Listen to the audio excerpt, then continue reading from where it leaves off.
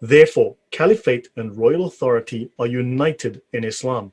In other words, there is no separation between church and state. So the person in charge can devote the available strength, that is all the strength of the ummah, to both of those at the same time, to both politics as well as religion. So in other words, warfare and religion. The other religious groups did not have a universal mission, and holy war was not a religious duty to them, save only for purposes of defense. It has thus come about that the person in charge of religious affairs in other religious groups is not concerned with power politics at all.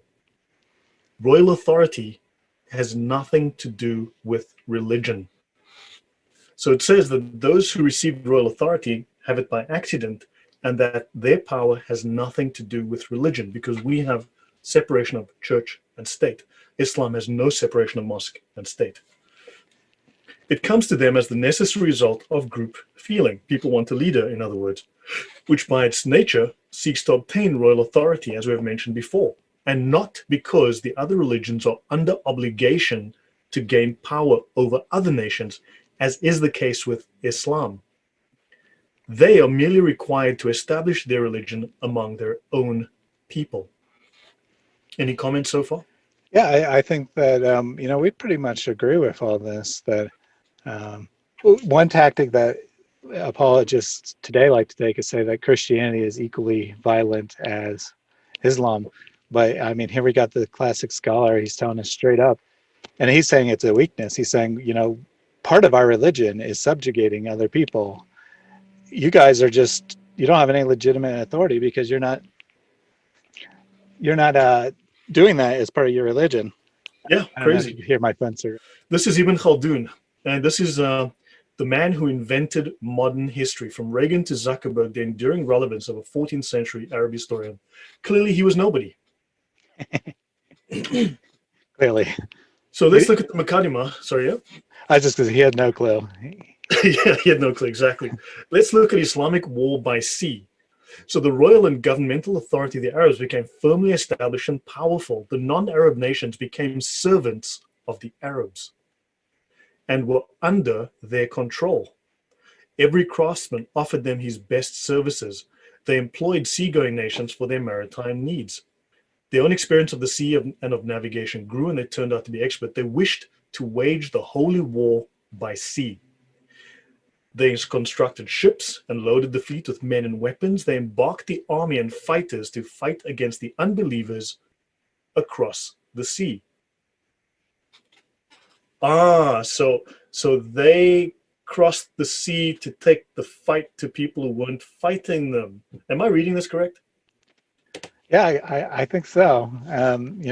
I'd like to see how that was defensive, but Yeah, this was the special concern of the provinces and border regions closest to Europe, right? The Caliph Abdul Malik recommended to blah, blah, blah that a shipyard be set up in Tunis for the production of maritime implements, as he desired waging the holy war. From there, the conquest of Sicily was achieved in the days of Ziyadat Allah. Sounds like aggression. Sounds like the Islamic wars of aggression to me.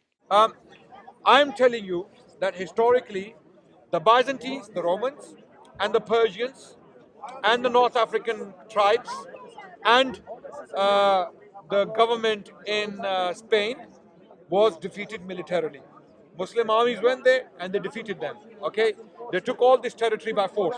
There is no doubt, unashamedly, these are historic facts. There are some Muslims amongst us these days who want to go around and say, oh, Islam was never spread by the sword.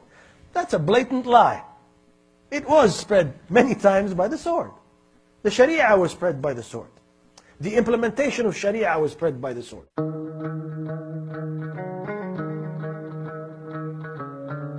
Now, I need to stress the validity of this book. I'm going to go through I'm going to use Islam QA as my reference. Now, Islam QA receives between 2 years ago, when I checked their stats, right, they were getting about 330 million hits a day, and they get now about 400 million hits a day. So in theory, per month.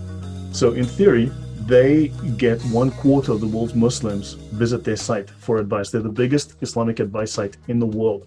Let's look at what Islam QA has to say about this book. The reliance of the traveler presents the established and approved views of the Shafi school of fiqh, right? The Shafi school of jurisprudence. The translation is excellent. The translator has added several appendices which enhance the value of the book. The book is an orthodox presentation of Shafi fiqh. Let's have a look here. The Reliance of the Traveler is really hard. It is hard to praise this book enough. It stands without equal or competitor as the primary Sunni manual of Islam in English. There is no other book that comes close, bar none. This is true not only because of the relevance of its content, but also because of its rigor. Okay, let's look at a final one here. The book, The Reliance of the Traveler, is it a good resource? The book you refer to is an English translation of a highly reputable classical manual on Shafi'i fiqh. The English translation has been authenticated by Al-Azhar University. This is the oldest, most authentic, most prominent Islamic university in the world. Right, this is where they train imams, and also this is where Barack Obama, when the first time he went to speak to the Islamic world, he spoke at Al-Azhar. Right, the significance of that place should then be clear from that.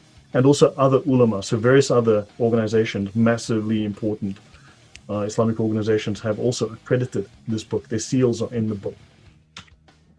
So now let's have a look at the jihad law in the Sharia. Now let's look at section O, which speaks about jihad, and jihad is warfare against non-Muslims to enforce Islam. Let's have a look. The obligatory character of jihad. Jihad is a communal obligation, defined in section 3.2 as well. When enough people perform jihad to successfully accomplish it, it is no longer obligatory upon others. The evidence for which is the Prophet saying, "He who provides the equipment for a soldier in jihad has himself performed jihad." And if none of those concerned perform jihad and it does not happen, then everyone in Islam who is aware that it is obligatory is guilty of sin. The entire ummah falls into sin. So jihad was a communal obligation after the emigration, the hijrah to Medina. And as for subsequent times, that is today, there are two possible states in respect to non-Muslims. And let's have a look if this complies with what Muqaddimah showed us earlier under Ibn Khaldun. The first is when they, that's us, are in our own countries, in which case jihad is a communal obligation. And this is what our author is speaking of when he says jihad is a communal obligation upon the Muslims each year. They have to attack us in our own countries. So the dishonest Muslim can legitimately say that it's not obligatory for people to go out and fight, and leave out the part about it, only if others are already doing that fighting and you're providing for them financially. Yes.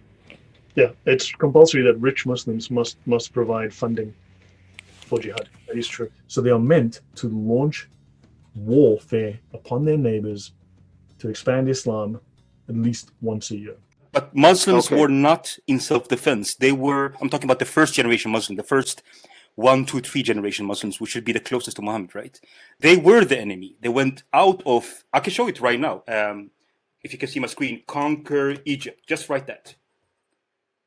Can you see it here? Go ahead. Yeah. Go ahead. So Muhammad is saying that you conquer Egypt. What has Egypt done to Saudi Arabia? And this is a Muslim. Muslims were the enemy that went into foreign land, took the sword and colonized them. This is just one country. The non-Muslims say that Islam spread by the sword, so is that true or not? Let's talk about what happened and then you make a judgment. The Islamic government spread by force. The Islamic government spread by force. The expansion of the Islamic empire was done by force. There's no question about that.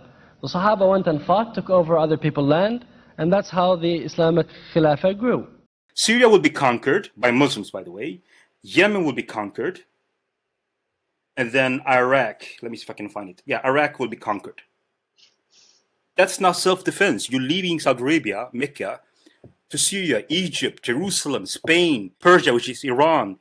India was conquered. He doesn't want to see it in that violent way. He wants to see it as like a very peaceful and eternal thing. Correct. You know? Yeah, it's a liberal. I want to see. That's how I've researched it. Yeah. But anyway, look, how you can I speak to him? Because I know your view. I spoke to you last week. To him, Islam is ISIS.